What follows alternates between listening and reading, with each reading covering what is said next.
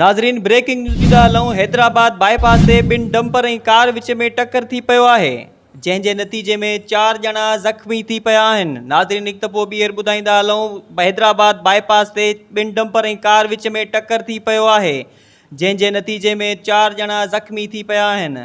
उते मौजूदु अखियुनि ॾिठनि शाहिदनि MNN TV सां ॻाल्हाईंदे चयो त पंहिंजी साइड खां अचूं पिया, जीअं हाईवे ते चढ़ियासीं त इहे जेको डंपर वारा ॿई लॻा आहिनि, इहे असां पंहिंजी साइड ते हुयासीं, ख़बर न पई त गाॾी में लॻा।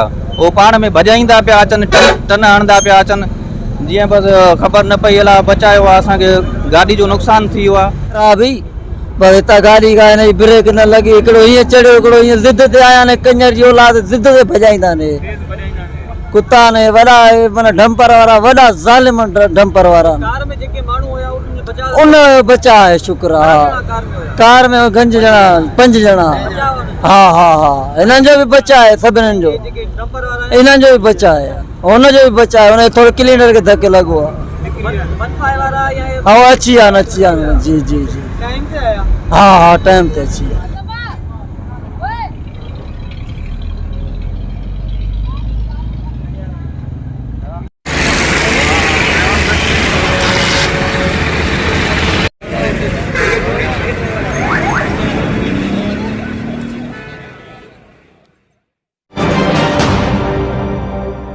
MNN TV News.